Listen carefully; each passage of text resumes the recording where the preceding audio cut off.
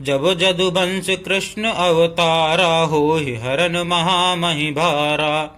कृष्ण तनय होहि पति तोरा बचनु अन्यथा होई न मोरा। अर्थात जब पृथ्वी के बड़े भारी भार को उतारने के लिए यदुवंश में श्री कृष्ण का अवतार होगा, तब तेरा पति उनके पुत्र प्रद्युम्न के रूप में उत्पन्न होगा।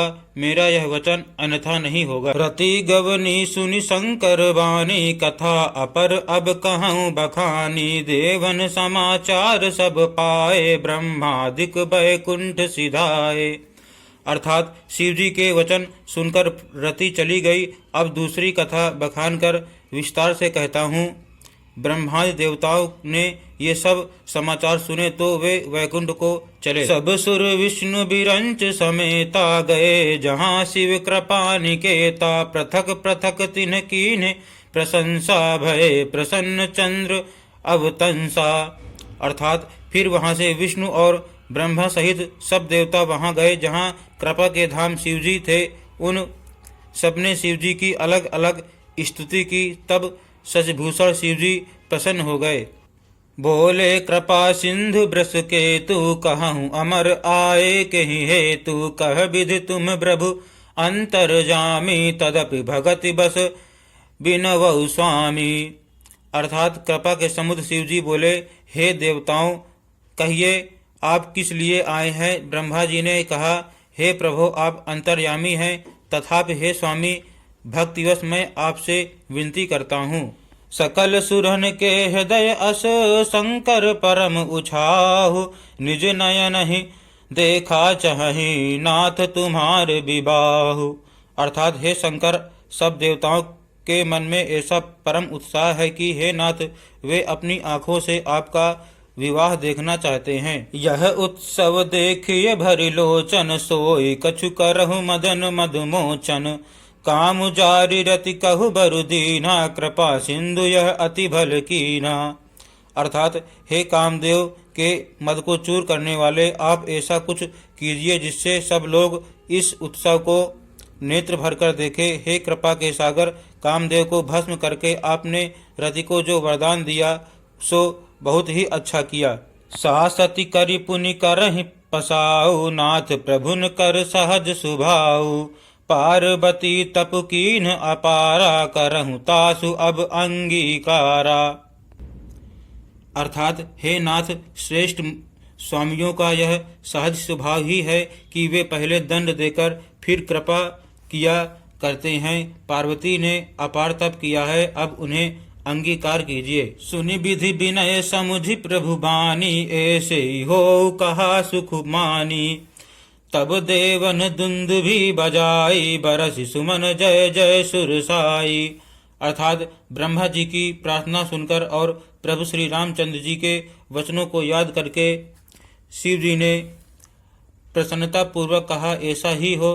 तब देवताओं ने नगाड़े बजाए और फूलों की वर्षा करके जय जो देवताओं के स्वामी की जय हो ऐसा कहने लगे। अवसरु जानि सप्त ऋषि आए, तुरतहि विधि गिरि भवन पठाए। प्रथम गए जहाँ रही भवानी, बोले मधुर बचन छल सानी।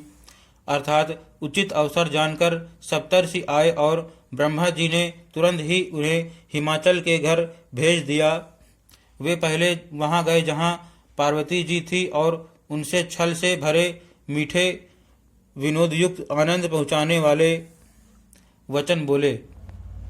कहा हमार न सुने तब नारद के उपदेश, अब भा झूठ तुम्हार पन जारे काम महेश। अर्थात नारद जी के उपदेश से तुमने उस समय हमारी बात नहीं सुनी, अब तो तुम्हारा प्रण झूठा हो गया, क्योंकि महादेव जी ने काम को ही भस्म कर डाला। सुनी बोली मुस्काई भवानी, उचित कहे मुनि बर विज्ञानी।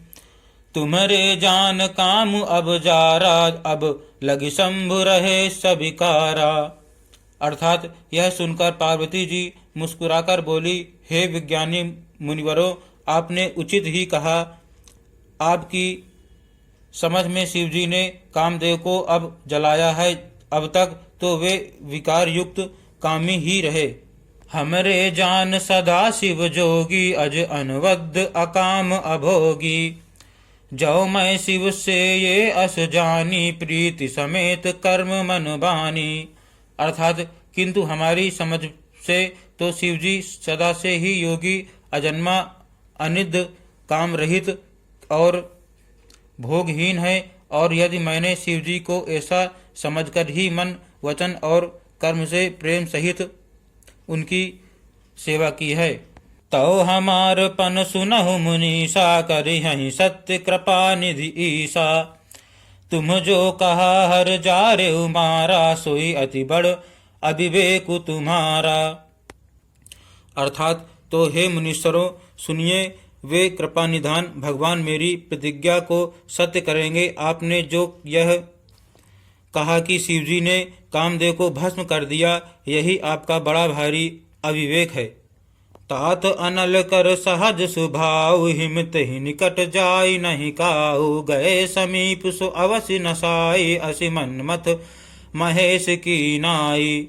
अर्थात हे तात, अग्नि का तो यह सहज स्वभाव ही है कि पाला उसके समीप कभी जा ही नहीं सकता, और जाने पर वह अवश्य नष्ट हो जाएगा।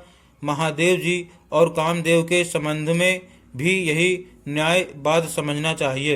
हिय हर से मुनि बचन सुनी, देखी प्रीत विश्वास। चले भवानी नाई सिर, गए हिमाचल पास। अर्थात पार्वती के वचन सुनकर और उनका प्रेम तथा विश्वास देखकर मुनि हृदय में बड़े प्रसन्न हुए। वे भवानी को सिर नवाकर चल दिए और हिमाचल के पास पहुँचे। सब प्रसंग गिरिपति ही सुनावा, मदन दहन सुन अति दुख पावा। बहुरी कहु रति कर वरदाना, सुन हिमवंत बहुत सुख माना। अर्थात उन्होंने पर्वतराज हिमाचल को सब हाल सुनाया। कामदेव का भस्म होना सुनकर हिमाचल बहुत दुखी हुए। फिर मुनियों ने रति के वरदान की बात कही, उसे सुनकर हिमवान ने बहुत सुख माना। हृदय विचारि शंभ प्रभुताई, सादर मुनि बर लिए बुलाई। सुदिन सुनखत सुघरी सोचाई, बेग वेद विधि लगन धराई। अर्थात शिवजी के प्रभाव को मन में विचार कर हिमाचल ने श्रेष्ठ मुनियों को आदर पूर्वक बुला लिया और उनसे शुभ दिन, शुभ नक्षत्र और शुभ घड़ी शोधवाकर वेद की विधि के अनुसार शीघ्र ही लग्न निश्चय कराकर लिखवा लिया। पत्री सप्त ऋषिन सोई दीनी, गहि पद विनय हिमाचल कीनी। जाय विधि तिन्ह दीनि, सोपाति बाचत प्रीत न हृदय समाति। अर्थात फिर हिमाचल ने वह लगन पत्रिका सप्त ऋषियों को दे दी और चरण पकड़कर उनकी विनती की। उन्होंने जाकर वह लगन पत्रिका ब्रह्मा जी को दी। उसको पढ़ते समय उनके हृदय में प्रेम समाता न था। लगन बाची अज सब ही सुनाई, हर से मुनि सब सुर समुदाय। सुमन वृष्टि नभ बाजन बाजे, मंगल कलश दसहु दिशि साजे। अर्थात ब्रह्मा जी ने लग्न पढ़कर सबको सुनाया। उसे सुनकर सब मुनि और देवताओं का सारा समाज हर्षित हो गया। आकाश से फूलों की वर्षा होने लगी, बाजे बजने लगे और दसों दिशाओं में मंगल कलश सजा दिए गए।